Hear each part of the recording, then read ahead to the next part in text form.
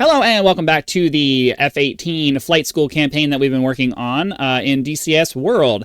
As you can see, we are working our way through the actual campaign itself, kind of doing a final playthrough, run-through, final testing before we decide it's all completely ready to go. And we're mostly just testing to make sure that the scoring system and everything works so that you actually advance through the campaign as you go. So this next mission is going to go ahead and be the data entry mission, where you learn how to input coordinates for not just your like weapons and stuff, but also navigation and everything. Having a little bit of an issue where it's doing that. Before we get too far into the video, I'd like to ask you to help us to reach our next major channel milestone of 10,000 subscribers by hitting that subscribe button. The number does not go up unless you actually press the button, so be sure to go ahead and do that. You can join hit the like button, help the video spread out to more people. I've been doing a live stream, so I've been kind of screwing it around, but if you've been watching the live streams, I've decided to go ahead and pull back from that, go ahead and cancel it, because the schedule that I was kind of hoping I was going to have, it's not materializing the way I was hoping it was. It's just I can't get the consistent schedule that I need to be able to support a live stream, so it just is what it is. Let me go ahead and get my head tracking software up, because I forgot that I'm going to need that for this. So we got that. And then I also need my OpenTrack software. I am currently using the Beam Eye head tracking solution that you can purchase for 20 bucks in conjunction with a separate webcam that I have over here as well. I just got to make sure that the settings are all set up. I would normally try to do this stuff off camera, but I forgot. And since it doesn't really take that long, assuming I can get this to cooperate and actually bring up, the menu. Yeah, there we go. Just making sure that that's on, and then making sure that that's on. There we go. All right, cool. Get that out of the way. And so yeah, we're going through these in real time. So just to make sure all the instructions work and everything. So yeah, let's go ahead and hop in. Now that you know how to take off and land safely, we need to learn how to get where we're going in between. Most real-world missions will have preloaded waypoints to guide you, but for the remainder of this section of the course, we're going to practice our data entry skills by manually entering waypoints into the navigation system. This is the most boring mission in it, but it's something you really should learn. First, it forces us to become familiar with the data entry process and various GPS coordinate formats, and second, it gets us ready for the true purpose of GPS data entry: precision bombing. Of course, we're not quite ready to start dropping bombs just yet, so we'll have to settle for flying between waypoints. For this afternoon's flight, we're going to go visit the ground attack training range so you can become familiar with the area. We're obviously not going to get much accomplished cold and dark, so go ahead and get the aircraft started up and we'll learn how to enter waypoints. Alright, we'll fast forward to the startup process. I have a custom thing that I got from Havoc, some person named Havoc who did a custom startup for the Hornet to make it, quick and easy. It more or less follows the fast start procedure that I developed for this. Because all the buttons you'll use the most are located close together, but it's up to you. Do what you're most comfortable with. Also, you should be getting pretty familiar with the cockpit by this point, so I won't be hand-holding you with individual button presses anymore. You'll remember where everything is a lot better if you have to look for it yourself.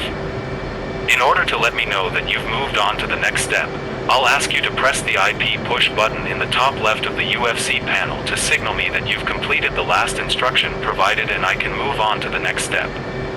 Let's test that out now by pressing the IP button. Perfect. The first thing we need to do is get to the data page of the HSI. Go ahead and open up the HSI on one of the MDIs and then press the push button for data. This is where most of the work is going to be done today. As you can see, there are a set of coordinates already listed on the screen. This is the current location of the aircraft, which is listed as waypoint 0 by default.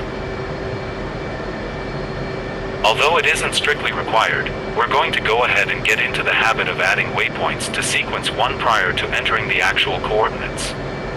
This way we won't forget to do it later, which would make coupling the autopilot to the navigation impossible.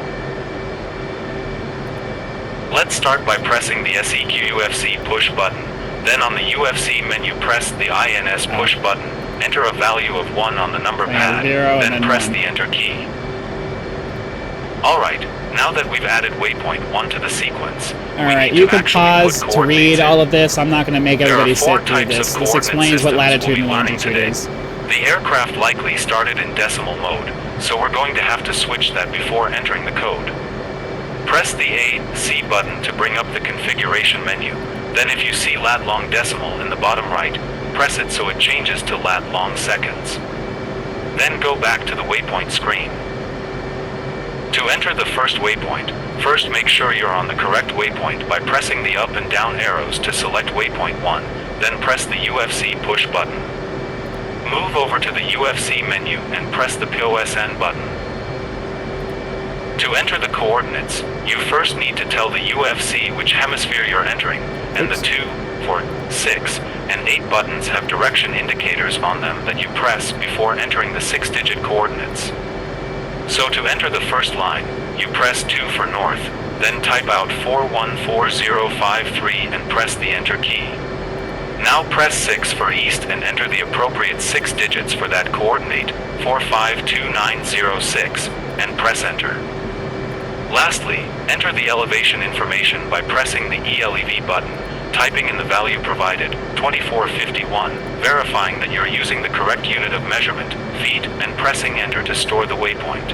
Not too complicated, but also not very useful for anything but navigation. If we're going to drop bombs using GPS, we're going to need something quite a bit more precise, and this is where the first of the precise modes comes in.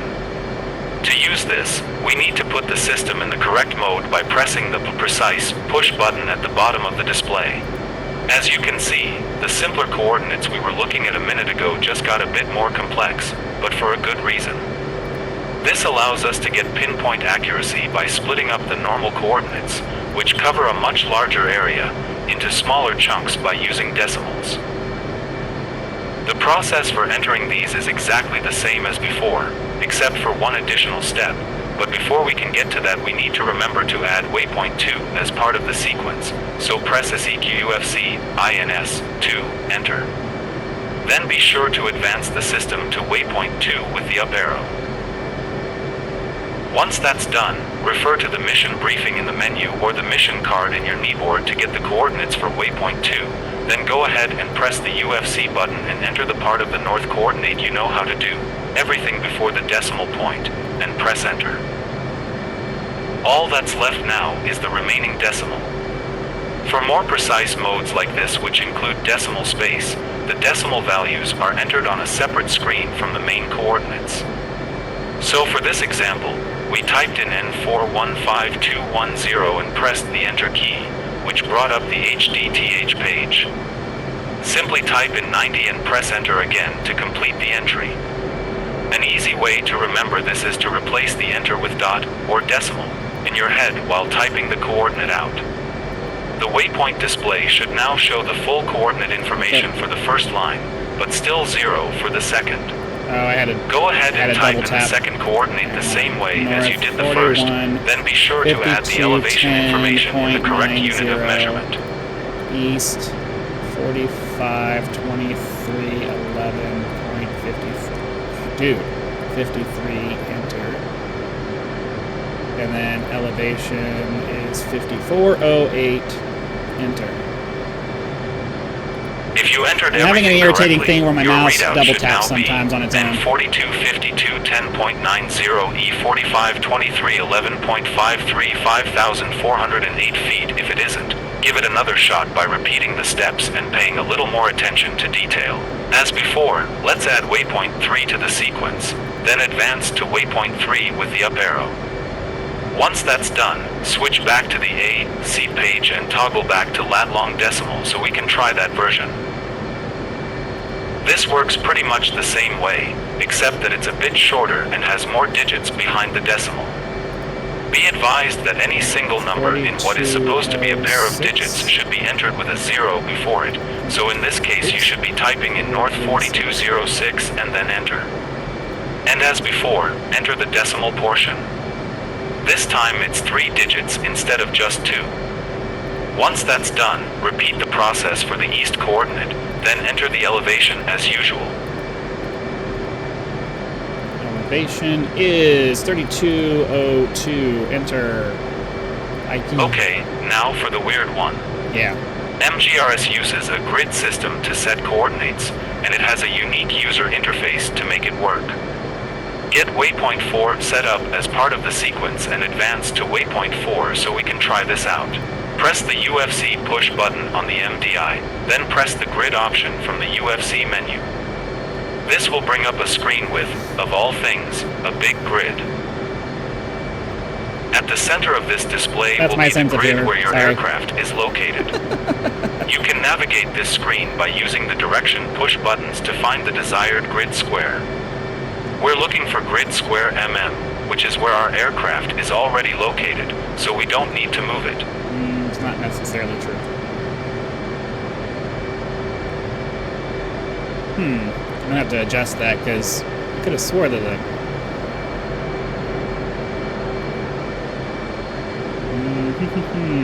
yep, MM. So I need to adjust that. That's fine though.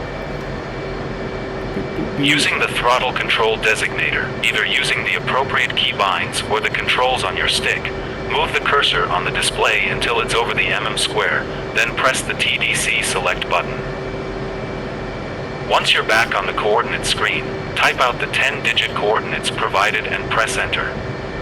Ignore the space between the 5-digit blocks. They're placed there for readability. You enter all 10 digits on the same screen. Note that if you're unable to enter all 10 digits, the system is not in precise mode. Be sure that's boxed before entering the coordinates. Your display should now read as follows. North 4148.9349, East 4450.6444, 38 TMM 87049293120, 0 feet. Go ahead and enter the elevation information as usual, and this waypoint is finished. Because I entered the elevation information in before that. That's my fault. That's not a problem with the. Almost ready to fly now. We need one more waypoint to get us back to the airfield, and you're going to enter that one in all by yourself. You can find the information in the mission briefing or kneeboard. I will give you a few hints, though. Remember sequencing.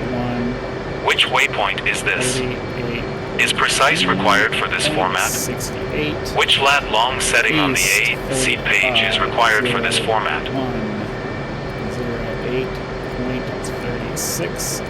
Elevation of 1520. Now, elevation isn't required for navigation, but I'm getting you in the habit of it so that when you start dropping bombs, you're used to remembering that there's an elevation component. Okay, hopefully you got that right.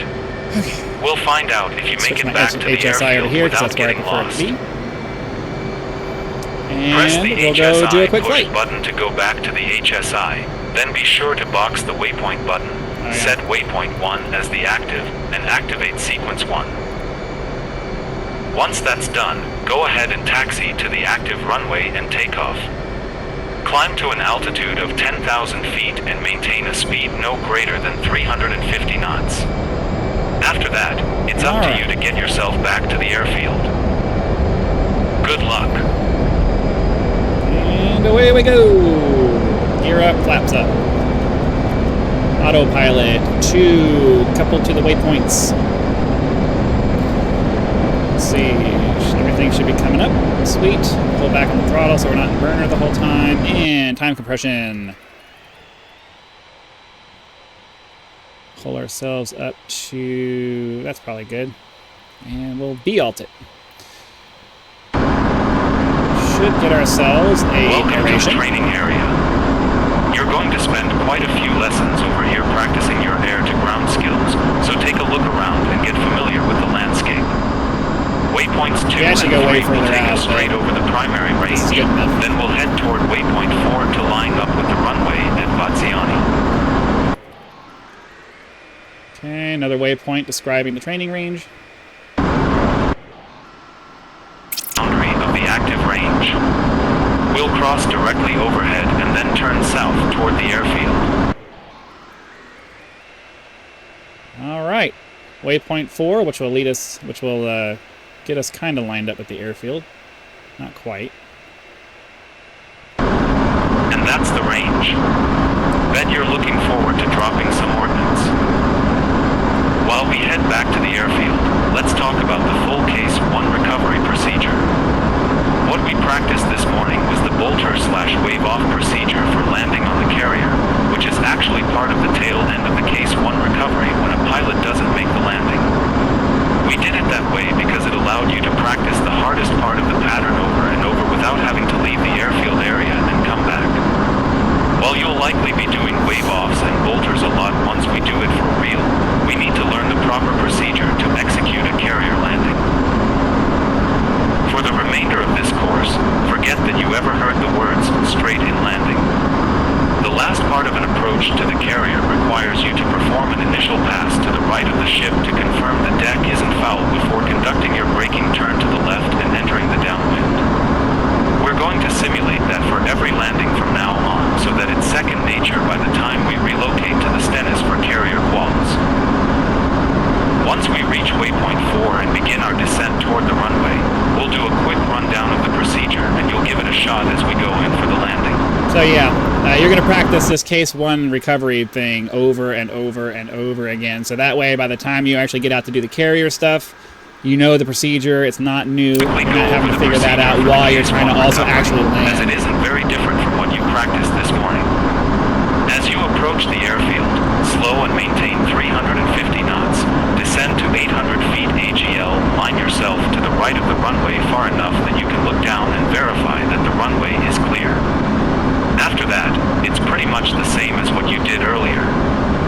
Once you're past the runway and begin your turn, allow yourself to descend down to about 600 feet and then do what you did before.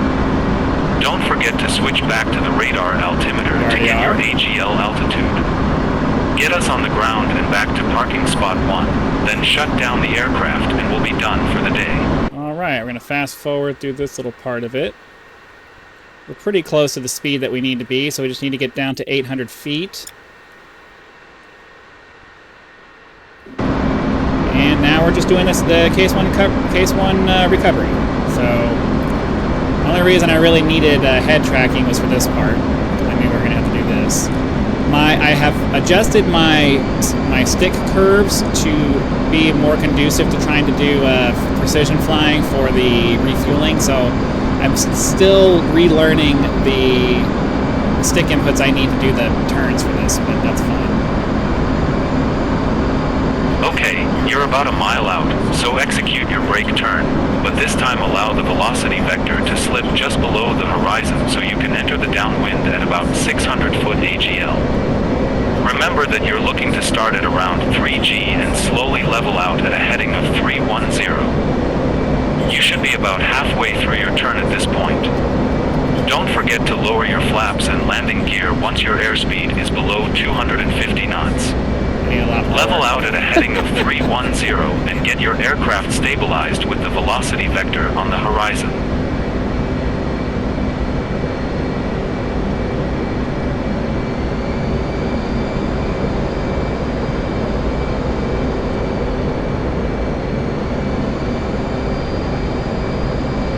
Looking good. You're within the downwind corridor, so focus on keeping the velocity vector on the horizon with pitch trim and bringing the E-bracket down to it with throttle. Try to stay around 600 feet AGL and maintain a heading of 310. So the thing that you have to remember when you're doing this on land is that the land is rolling beneath you, so the altitude is going to change wildly as you go across. So as long as you're close to 600 feet AGL, right around it, like I'm a little high, but it's okay. I mean, we'll bring it down a little bit, but as long as you're in the neighborhood of 600 feet AGL, it's generally pretty fine, because you're not going to. The 600 foot AGL is mostly because you're going to be out over the ocean, which is always the same distance. It's flat, relatively flat compared to how wide okay, the ground. Begin your turn toward the runway when you're ready. I'm going to give myself Remember a little to bit of add extra power room. and wait at least 90 degrees before looking at the runway. 30 degrees bank.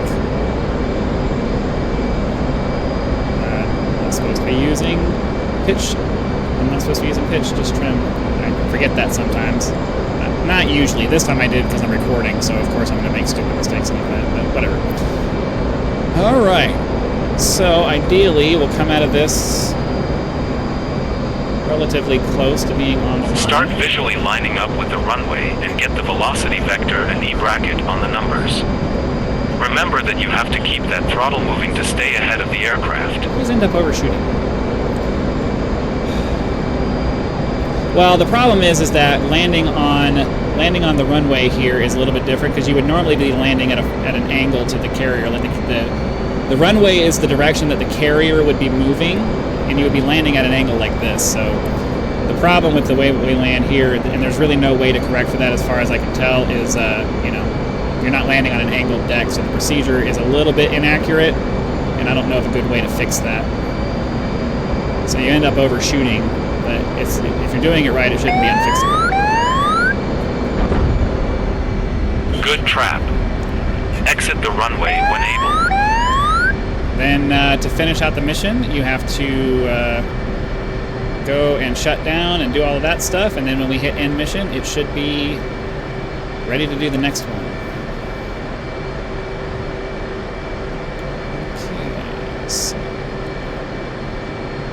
Head back to parking spot 1 and shut down the aircraft.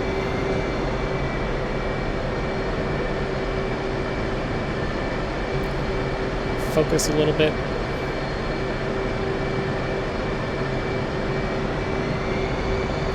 So it's a little speed, and then rather than speeding up for real, we'll just time compress this a little bit.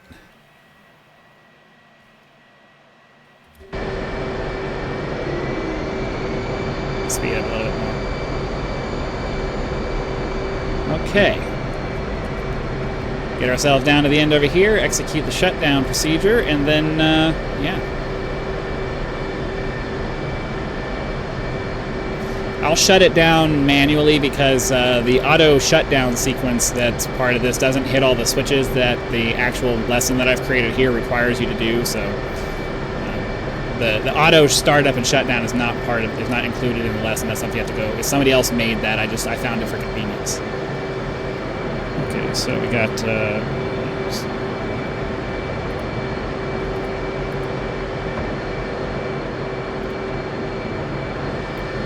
what's next?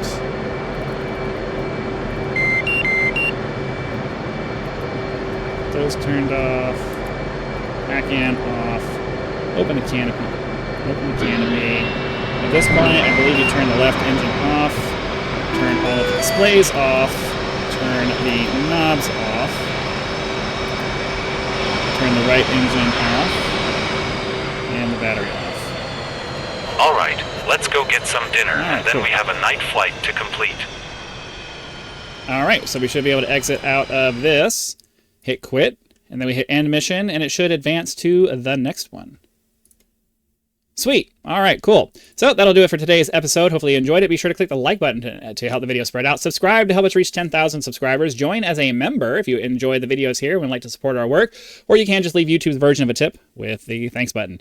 Again, thank you very much for your time. Be sure to come back in the future, and I'll see you then.